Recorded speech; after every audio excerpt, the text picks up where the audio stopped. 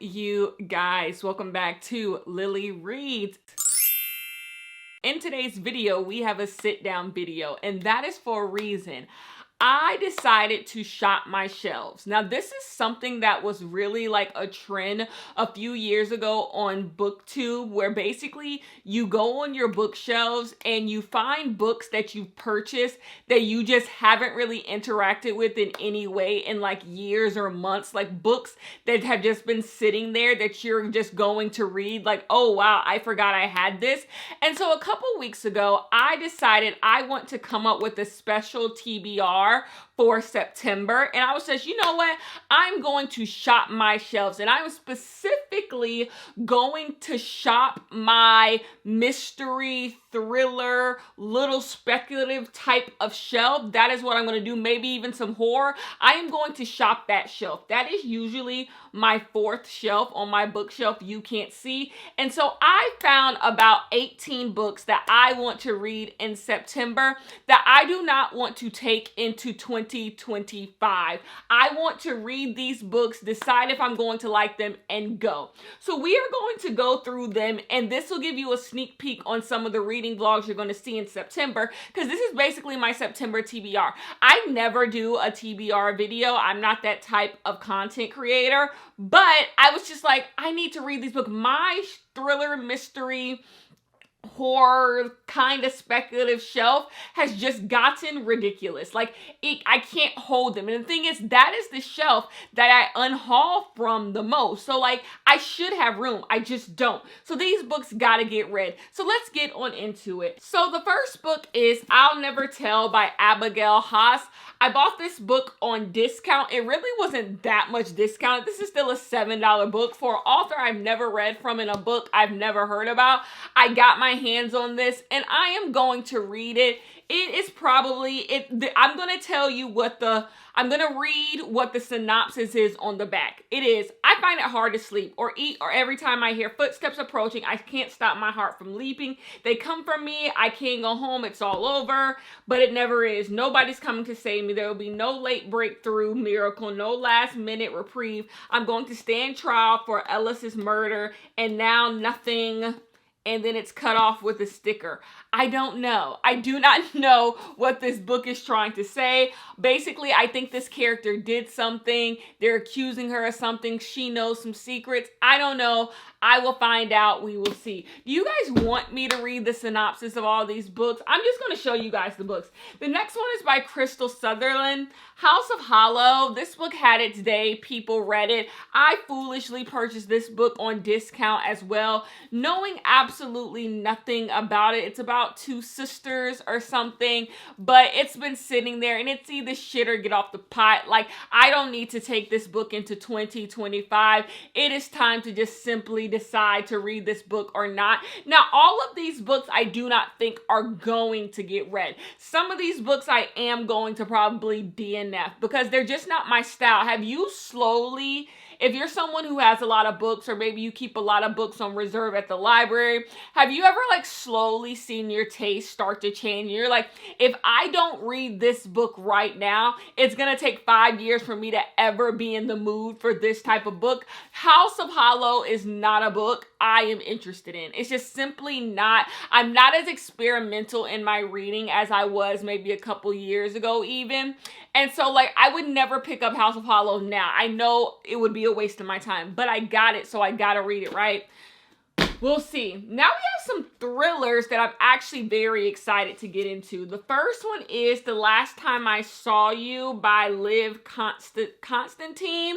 This is always fun. You guys know I'm a domestic thriller girly. Give me a woman going through some mess and I'll probably give it 4 stars, 3.5 stars.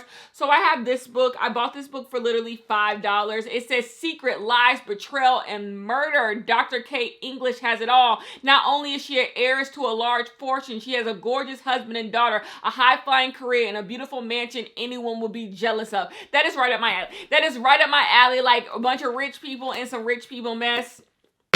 That I am excited to read. Next, we have some Gilly McMillan books. I own these 2 Gilly McMillan books, and I have not read a single Gilly McMillan. I do not think, but bought both of these books on discount. This author's books are always on discount at my local Books A Million. And so like I always want to buy this author's books because they're cheap and I love a good thriller, but like I never read them. It's getting ridiculous. So I need to read these two books to see if this is an author I should continue to pick up books from, or you know, should I just let it go? So the first book we have is The Perfect Girl. What is this book about? It says Zoe Maisie is a 17-year-old musical prodigy with the genius IQ. 3 years ago, she was involved in a tragic accident that left 3 classmates dead. She served her time, and now her mother, Maria, has resolved to keep that devastating fact tucked far away from their new beginning, hiding the past even from her new husband and demanding that Zoe do the same. I'm a little weary, and here is the reason. I don't always like something happened in the past, we're hiding from it now and living a new life. That is a very hit or miss type of thriller setup for me. So I do not know it. The reason why it's hit or miss for me is because usually in those types of books, they're completely boring until they become interesting. You spend the whole book like, so what the fuck happened? What the hell happened? Then finally you find out what happened. And sometimes it gets interesting after that. Sometimes you're just like, I waited all this time for that. So that's always hit or miss for me. For it to be a hit, the book has to be compelling all the way through. The past storyline needs to be good, the current storyline needs to be good, and the plot twist gotta be good. So I'm a little worried about that, but excited. The next is To Tell You the Truth, and then it says ... everybody lies, but I think To Tell You the Truth is the title. In this book, we have Lucy Harper's talent for writing best-selling novels has given her fame, fortune, and millions of fans. It's also given her Dan, her needy, jealous husband whose own writing career has gone precisely nowhere. I'm in already. I love marriage troubles. I love a thriller about marriage troubles. I feel like when it comes to the book space on the internet, I am one of the few. When it comes to crime fiction and when it comes to domestic squabbles, I feel like I sit on an island alone of people who enjoy it. And so I'm in. I'm excited about that one. I can read that right now if you let me. And then another book we have, thriller, little sticky note. Greer Hendricks and Sarah Pekkanen, You Are Not Alone. I read a Greer Hendricks and Sarah Pekkanen book last year or maybe the year before, and I did not like it. But The Wife Between Us, 5-star, one of the few books I've given 5 stars that's a thriller mystery. So you have You Are Not Alone, written by the duo. This is what it says. Basically, it goes, you probably know someone like Shay Miller. She wants to find love, but it eludes her. She wants to be fulfilled, but her job is a dead end. She wants to belong, but her life is becoming increasingly isolated. You probably don't know anyone like the Moore sisters. They have an unbreakable circle of friends. They have a life of glamour and perfection. They always get what they desire. Shay thinks she wants their life, but what they really want is hers. Okay. I love this. I love a little cat and mouse type of game. I love two sides, both having, opposite things that they want or wanting what the other has and them going to battle for. That's more interesting than I thought it would be. See, here's the thing. I usually don't read synopsis if I already own the book because, I already got it now. I'm probably going to read it. But now this has got me more excited than I thought it would. So I'm going to be honest. I'm definitely going to prioritize the 4 thrillers that I just told you about before House of Hollow and I'll Never Tell. But the rule for this in September is that whatever I don't read in September will be, I'm getting rid of it. I'm getting rid of it. That's the rule. So it'll push me to read more because I don't want to get rid of any of them.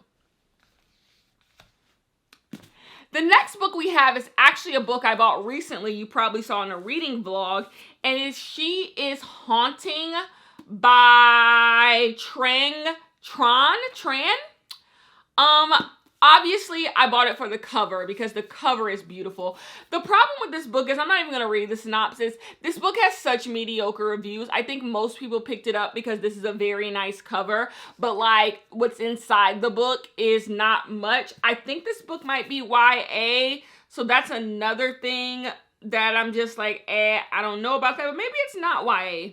I don't know. I feel like it was 20 bucks. I got it for $6, but the original price is $19. That seems like a little too much for YA.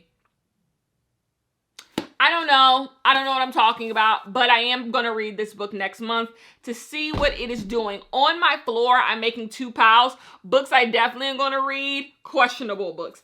Now we have a book that I've already DNF'd, but I'm going back in for some more, and it is Jane Harper, The Survivors. You can look up any best thriller books of the past 20 years list on the internet, and Jane Harper is going to show up. I have already read a Jane Harper book. It was called The Dry. And The Dry shows up on a lot of best thrillers of all time lists, or definitely best thrillers of the past 20 years. I gave The Dry like 4 out of 5 stars. Maybe 3.5. It didn't blow me away. Jane Harper likes to write these thrillers. The Dry was a detective novel. It's in a series. I haven't continued the series, so like clearly I can't care that much. Jane Harper has a habit of writing books that are just really, really long, like very, very dense thrillers. You go into Australia, because I believe all of their books take place in Australia, and you just get immersed in like a world of people, a community of people who are dealing with all types of issues. None of them all that interesting, but there's all types of like personal politics going on in their lives. And then underneath that is usually, well, definitely a thriller mystery. And the problem is usually the payoff is probably going to be worth it. I believe the payoff is going to be worth it. I've read like 20% of this book. Someone drowned, there's, old history, and like all the pieces were there. It was just really boring. And there was a cast of characters and I just couldn't do it. So I am going to go back in for more because I think I will like it. But that's this book. So I'm putting it in my definitely reading. Another book I am definitely reading is Two Truths and a Lie by Meg Mitchell Moore. I have owned this book for 3 years. I bought it on discount, and I think it's because the cover is hideous that I haven't read it. Let's see what oh no. Let's read the back because the blurb is long. Let's read what the back says. It says, Newburyport is the perfect place to live, especially in the summer with its gorgeous beaches and ice cream on every corner. And everyone who lives there is so welcoming. 2 truths and a lie. It's only a game, or is it? So they just basically told you three things. 2 of them the truth, 1 of them a lie. This is called 2 truths and a lie. So we are in some community where people be lying and putting on false airs. I usually like books like that. I see why I got my hands on this book. So I'm going to put this in the definitely reading pile. You see, I'm excited about all these. By the way, I told you everything's coming off my mystery thriller shelf. So that's what most of these are. Next, we have a book by Lisa Scotland, Someone Knows. This is another author whose books be always in the discount part of my bookstore. This is definitely mom fiction because like the whole back is the author's face. That is so mom's fiction. I don't know what this book is about. Let's find out. Let's read what this book is saying it's about. It says, Allie Garvey is heading home to the funeral of a childhood friend. She is not only grief-stricken, she's full of dread because going home means seeing the other 2 people with whom she shares an unbearable secret. 20 years earlier, a horrific accident shattered the lives of 5 teenagers, including Allie. They played a dangerous prank that went tragically wrong. The teenagers never told anyone, believing that getting caught would be the worst thing that could happen. But time has taught Allie otherwise. Not getting caught was far worse. The dark secret has eaten away at her, distancing her from everyone she loves, including her husband, because she wasn't punished by law. Allie was punished herself, and it's a life sentence. Allie has punished herself, and it's a life sentence. This is giving In My Dreams, I Hold a Knife. I don't really love In My Dreams, I Hold a Knife.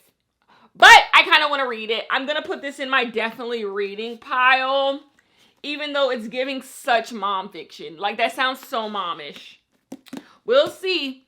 I'm reading it because I'm curious. The next thing is, one of you guys on Goodreads is reading this book this month. And so I'm going to be just like you next month. People Like Her by Ellery Lord. Don't remember what this book is about.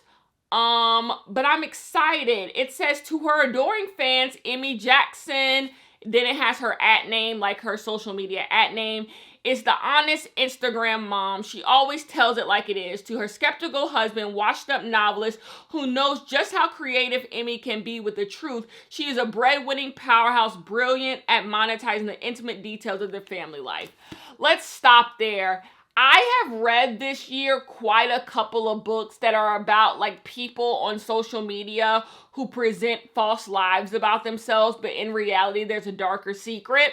And I haven't liked any of them. This book also has poor reviews on Goodreads, that is. So I don't know about this one. Putting this one in like the maybe, like I would be perfectly fine if I had to unhaul this book. That's what I should do. This, you can tell I'm thinking this through as I'm talking to you guys. I should do like books I will not be fine with perfectly unhauling. Books I kind of wouldn't be okay with unhauling, and books that if I never saw them again, you know, those be the breaks. This goes in like the middle. Like, I don't want to unhaul this book. I might like it, but also if I had to, it wouldn't be the worst thing. That's where this is going. And at the end of the video, I'll tell you where each book is going. The next thing we have is Blue Ticket. I remember when I purchased this, do you guys? This book was longlisted for the Man Booker Prize, which is just the Booker Prize now.